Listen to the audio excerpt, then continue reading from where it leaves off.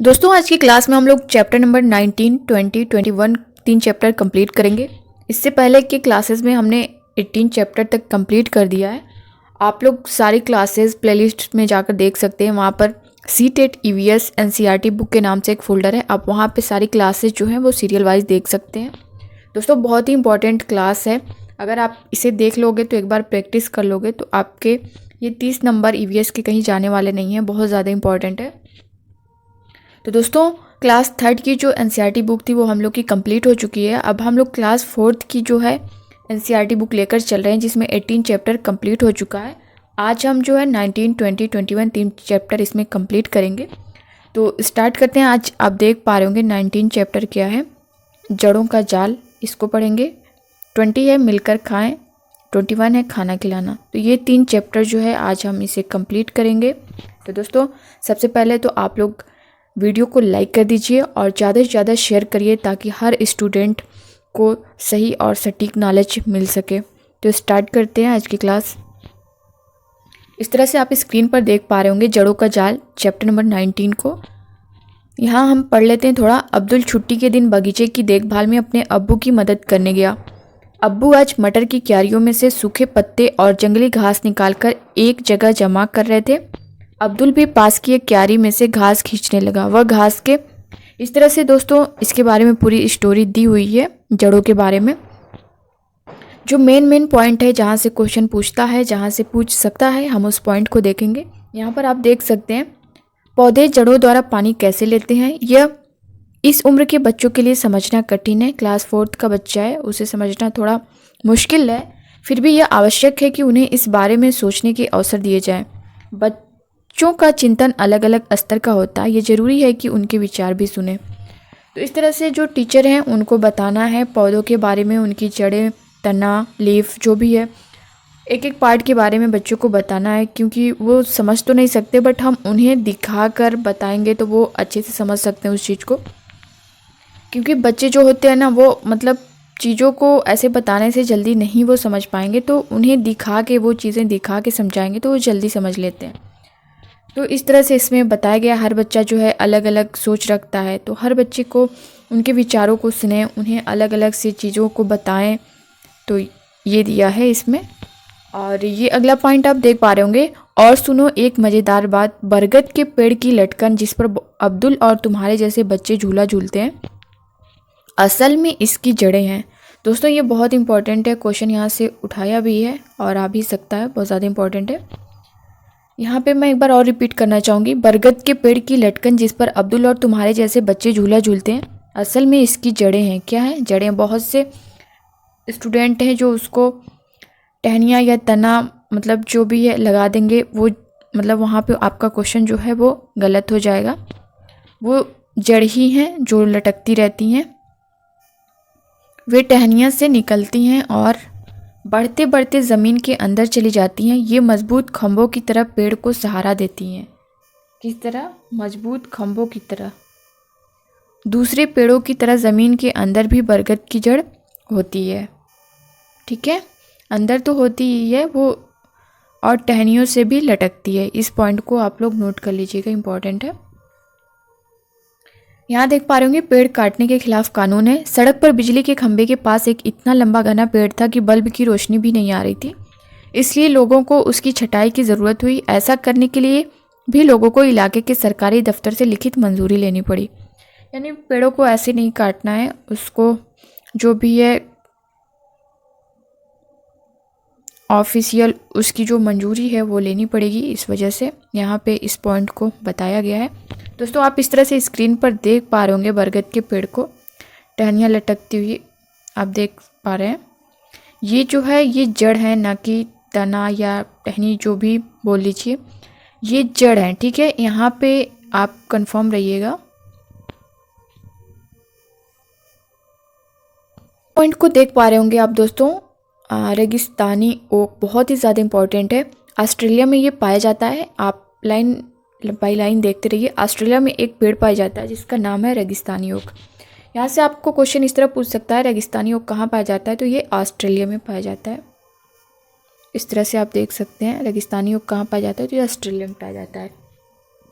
इसकी ऊंचाई तुम्हारे क्लास की दीवार के लगभग होती है और पत्तियां बहुत ही कम, इसकी पत्तियां जो होती हैं बहुत कम होती हैं।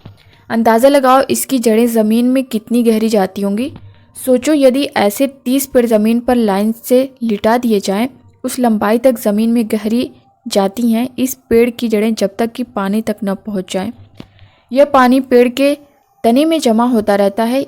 उस इलाके में रहने वाले लोग ये बात जानते थे। जब कभी इस इलाके में पानी नहीं होता तो वहाँ के लोग इसके तने के अंदर पतला पाइप डालकर पानी निकाल लेते थे। कहाँ से? उसके तने से पतला पाइप डालकर पानी निकालते थे। दोस्तों ये पॉइंट्स बहुत ज़्यादा इंपॉर्टेंट है, यहाँ से 1 नंबर बनना ही बनना है। तो आप लोग इसे अच्छे से पढ़ के एक शॉर्ट नोट बना लीजिएगा, बहुत ज़्यादा इंपॉर्टेंट है। अब अगला पॉइंट हम देखेंगे। बच्चों को स्कूल अथवा अपने इलाके में विश्व पर्यावरण दिवस पर पौधे लगाने के लिए प्रेरित करें। पौधों के लगाने के बाद उसकी देखभाल भी करने को कहें। विश्व पर्यावरण दिवस कब मनाया जाता है? तो दोस्तों 5 जून को विश्व पर्यावरण दिवस मनाया जाता है। ठीक है, इस तरह से जो हमारा 19 चैप्टर था वो कंप्लीट हो चुका है। अब हम स्टार्ट करेंगे 20 चैप्टर को। इसमें देख लेते हैं क्या क्या इंपॉर्टेंट पॉइंट्स हैं। आप देख पा रहे होंगे चैप्टर नंबर 20 मिलकर खाएं।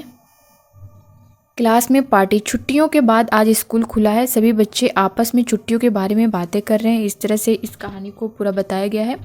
जो मेन पॉइंट्स हैं हम उसे देखेंगे। कक्षा में पार्टी करवाने का एक कारण बच्चों को मिलजुल कर एक साथ बैठकर खाने की अवसर देना है।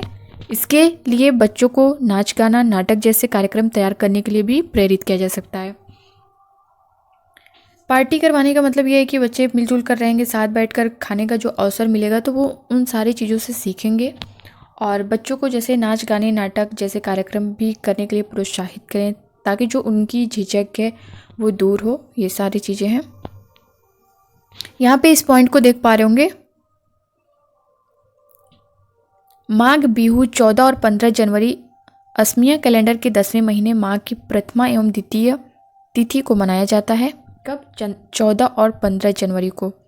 बिहू जो त्यौहार है दोस्तों असम में मनाया जाता है, बहुत ही इंपॉर्टेंट है ये। पहले दिन को क्या कहते हैं? उरुका कहते हैं।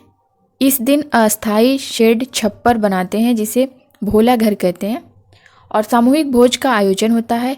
बोरा असम में खाए जाने वाले चावलों की एक किस्म है। बोरा क्या है? असम में खाए जाने वाले चावलों की एक किस्म है जो पकने के बाद कैसे हो जाते हैं? चिपचिपे हो जाते हैं। बच्चों को नक्शे में असम ढूंढने के लिए प्रेरित करें।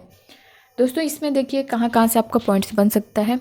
बिहू जो है त्यौहार कहाँ पे मनाया जाता है? तो ये असम में मनाया जाता है 14 और 15 जनवरी। ठीक है, पहले दिन को उरुका कहते हैं। जब ये त्यौहार मनाया जाता है जो पहला दिन होता है तो उसको उरुका कहते हैं। इस दिन अस्थायी शेड छप्पर बनाते हैं जिसे भेला घर कहते हैं। जो छप्पर बनाया जाता है उसे भेला घर के नाम से जानते हैं। ठीक, और सामूहिक भोज का आयोजन होता है, यानी खाने पीने का जो भी है वो आयोजन किया जाता है। बोरा असम में खाए जाने वाले चावलों की एक किस्म है। बोरा क्या है? तो ये असम में खाए जाने वाले चावलों की एक किस्म है जो पकने के बाद चिपचिपे हो जाते हैं। कैसे हो जाते हैं? चिपचिपे। ठीक है, तो यहाँ पे आपका कंफर्म हो गया होगा। दोस्तों यहाँ पे एक क्वेश्चन और बन सकता है, आप देख पा रहे होंगे चेवा क्या है। रात के खाने में चेवा चावल भी मिलेगा ना, तो चेवा क्या है इसके बारे में हम जानेंगे। ताव कढ़ाई को आग पर रख कर उसमें पानी उबालेंगे और उस पर रखेंगे भीगी हुई चावलों से भरी हुई कढ़ाई, फिर उसे केले के पत्तों से ढक देंगे। थोड़ी देर में हो जाएगा चेवा चावल तैयार। इस तरह से आप देख पा रहे होंगे जो त्यौहार होता है उसमें बनता है। बच्चों का हक मिड डे मील। दोस्तों ये भी इम्पॉर्टेंट है। हमारे देश के बहुत से बच्चों को भरपेट खाना नहीं मिलता। इनमें से कई बच्चे तो स्कूल बिना कुछ खाए जाते हैं। खाली पेट होने के कारण पढ़ाई में ठीक से ध्यान नहीं लगा पाते। कुछ साल पहले हमारे देश की सबसे बड़ी अदालत ने एक बहुत बड़ा फैसला सुनाया। प्रारंभिक शिक्षा कक्षा 1 से 8 के स्कूलों में सभी बच्चों को पका हुआ गर्म खाना मिलना ही चाहिए। ये सभी बच्चों का अधिकार है। दोस्तों मिड डे मील जो है इसमें बच्चों को पका हुआ गर्मा गर्म जो खाना दिया जाता है और खाने की जो लिस्ट होती है वो वहाँ पे लगाई जाती है कि मंडे को क्या रहेगा, ट्यूसडे को क्या रहेगा, वेडनेसडे को क्या रहेगा। तो इस तरह से पूरी लिस्ट बनी होती है। तो ये बच्चों के लिए होता है 1 से 8 तक के बच्चों के लिए। ठीक है, जिसे मिड डे मील के नाम से जानते हैं। तो दोस्तों इस तरह से हमारा जो चैप्टर नंबर 20 था वो कंप्लीट हो चुका है और अब हम स्टार्ट करेंगे चैप्टर नंबर 21 खाना खिलाना। इसमें देख लेते हैं क्या क्या इंपॉर्टेंट पॉइंट्स हैं। इस तरह से आप देख पा रहे होंगे दोस्तों, यहाँ पे आपका एक पॉइंट्स यहाँ बन सकता है, गुरुद्वारे में एक साथ मिलकर खाना पकाने और खाने को लंगर कहते हैं। ठीक, लंगर किसको कहते हैं? गुरुद्वारे में एक साथ मिलकर खाना पकाने और खाने को लंगर कहते हैं। आपका यहाँ पे एक पॉइंट बन सकता है। अगला देखेंगे, इस तरह से आप देख पा रहे होंगे किस तरह से बनाया जा रहा है खाने को, किस किस प्रकार से, कौन कौन सी चीज़ें। तो दोस्तों इसमें बहुत कुछ नहीं था 21 चैप्टर में, बस यही एक पॉइंट था लंगर को लेकर के। गुरुद्वारे में एक साथ मिलकर खाना पकाने और खाने को लंगर कहते हैं। तो आपका यहाँ से एक पॉइंट बन रहा था। बाकी मैंने 20 चैप्टर से मिड डे मील और बिहू जो त्यौहार है असम का, ये सारी चीज़ें मैंने आपको यहाँ पे बता दी हैं। इस तरह से आप देख पा रहे होंगे सारी चीज़ों को। तो दोस्तों ये आपका जो 19, 20 और 21 जो चैप्टर था वो कंप्लीट हो चुका है। और अब नेक्स्ट क्लास में हम लोग 22 चैप्टर से स्टार्ट करेंगे। 22, 23, 24 तीन चैप्टर उसमें कंप्लीट करेंगे। आपका इसमें एनसीईआरटी बुक में क्लास 4th की उसमें टोटल 27 चैप्टर हैं, तो हम लोग 21 तक कंप्लीट कर चुके हैं। अब नेक्स्ट क्लास में हम लोग 3 चैप्टर को कंप्लीट करेंगे। 2 क्लास में आप लोग का ये क्लास 4th की जो एनसीईआरटी है वो कंप्लीट हो जाएगी। उसके बाद हम लोग इसकी क्लास 4th से जितने भी क्वेश्चन बन सकते हैं, वैसे मैंने तो सारे क्लासेस में आप लोग को बता दिया है कि किस टाइप से कैसे क्वेश्चन पूछ सकता है, लेकिन उसके बाद भी मैं आप लोग को 10-10 क्वेश्चन की प्रैक्टिस सेट दूंगी, जो कि बहुत ज़्यादा इंपॉर्टेंट होंगे। आंसर के साथ दूंगी, जो एनसीईआरटी की लाइन है वहाँ पे मैं उसको अटैच करूँगी।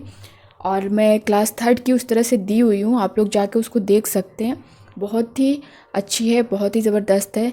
तो दोस्तों ये कंप्लीट होने के बाद हम लोग क्लास 5th के एनसीईआरटी बुक स्टार्ट करेंगे। तो दोस्तों कैसी लगी ये क्लास आप लोग कमेंट बॉक्स में कमेंट करके ज़रूर बताइएगा, और वीडियो को ज़्यादा से ज़्यादा शेयर करिएगा ताकि हर स्टूडेंट तक की नॉलेज पहुंच सके, हर कोई अपना बेस्ट दे सके एग्ज़ाम में। तो दोस्तों मिलते हैं अब नेक्स्ट क्लास में। Bye bye, take care, thank you, खुश रहिए, पढ़ते रहिए।